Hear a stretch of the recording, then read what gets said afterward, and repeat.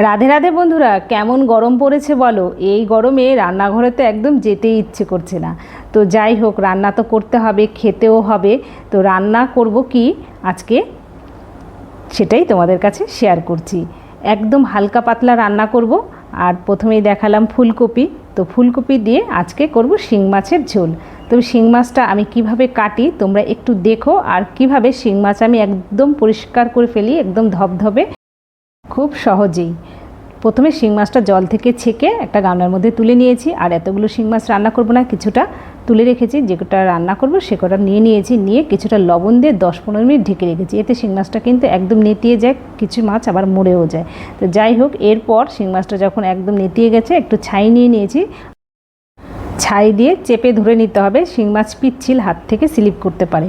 তো এর জন্য ছাই দিয়ে চেপে ধরে দুদিকের কাঁটাটা কেটে নিয়ে পেটের নাড়টা ফেলে দিলাম। এরপর এভাবে শিং মাছগুলো সবগুলো কেটে নিয়েছি। আর নিয়ে নিয়েছি বন্ধুরা পেঁপে গাছের পাতা। তো পেঁপে গাছের পাতা দিয়েও কিন্তু শিং মাছ খুব সহজে একদম ধপধপে পরিষ্কার করে নেওয়া যায়।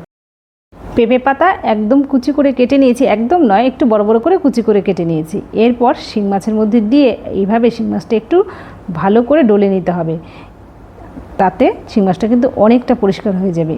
তারপর আরেকটু পেঁপে পাতা নিয়ে এভাবে ধরে শিং মাছটা একটু ঘষে নিলেই একদম পরিষ্কার হয়ে যায়। দেখো, একদম সামান্য, বেশি সময় লাগে না, একদম অল্প সময়ের মধ্যে কিন্তু শিং মাছটা একদম ধপধপে পরিষ্কার হয়ে গেছে।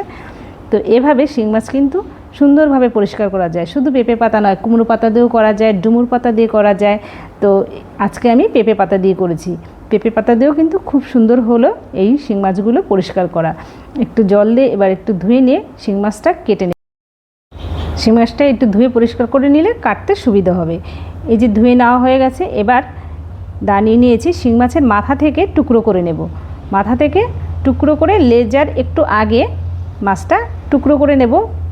তো টুকরো করে নিয়ে দেখো এভাবে মাথার সাইড থেকে মাছটা কেটে নিলাম। আর মাথার সাইড থেকে কাটার পরেই দেখো দুদিকে দুটো ফুটোর মতো আছে এখানে এই শিটটা।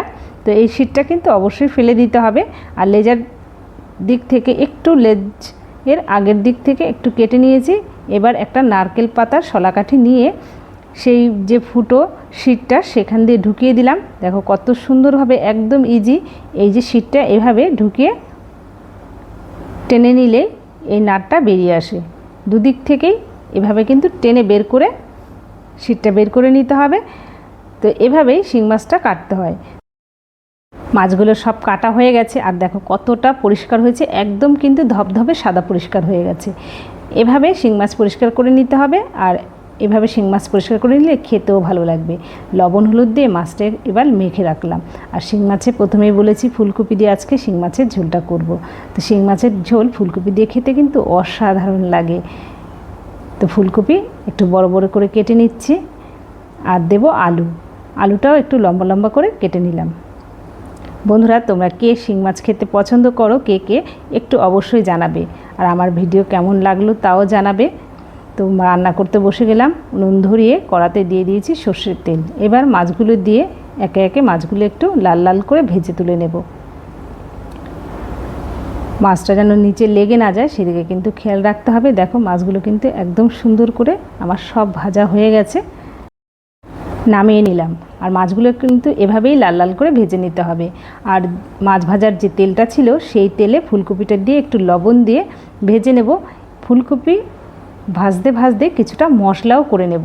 শিং মাছের জন্য নিয়ে নিয়েছি আদা আর কাঁচা লঙ্কা, জিরের গুঁড়ো, একটু জল দিয়ে মিহি করে বেটে নেব। তো ঝালটা তোমরা যেমন খাবে সেই হিসাবে ঝালটা দেবে। তো মশলাটাও সুন্দর করে আমি বেটে তুলে নিলাম। আর শিলপাটায় বাটা মশলা খেতে কিন্তু ভীষণই ভালো লাগে। তো এদিকে যে আমি ফুলকপিটা ভাজছিলাম সেটা কিন্তু মাঝে মাঝেই নেড়ে দিয়েছি। নেড়ে একটু লাল লাল করে ফুলকপিটা ভেজে তুলে নিলাম। এবার কড়াতে আর একটু তেল দিয়ে দিয়েছি, সর্ষের তেল দিয়ে ফোড়নে দিলাম জিরে। আলু দিয়ে একটু লবণ দিয়ে আলুটা ভেজে নেব। আলুটা একটু লাল লাল করে ভেজে নিয়েছি। এর মধ্যে এবার দিয়ে দিলাম বেটে রাখা মশলা।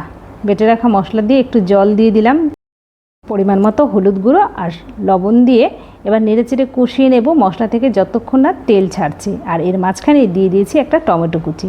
টমেটোটা কিন্তু আজকে আর বেটে দিলাম না, টমেটোটা কুচিয়ে দিয়েছি। টমেটো নরম হয়ে গলে এসেছে আর মশলা থেকে তেলও ছেড়ে দিয়েছে। এরপর ফুলকপিটা দিয়ে নেড়েচেড়ে আরও 2-3 মিনিট খুব ভালো করে কষিয়ে নিয়ে উষ্ণ গরম জল দিয়ে দিলাম। উষ্ণ গরম জল দিলে তরকারি খেতেও কিন্তু ভালো লাগে। ঝোলটা ফুটে ওঠার পর মাছটা দিয়ে আরও 5-7 মিনিট একটু ভালো করে ফুটিয়ে নিয়ে ওপর থেকে ধনেপাতা ছড়িয়ে দিয়েছি। এতে গন্ধটা যেমন ভালো লাগে আর এই জ্যান্ত মাছের ঝোল ফুলকপি আলু দিয়ে অসাধারণ লাগে। ঝোলটা কিন্তু একটু হালকাই নামাবো।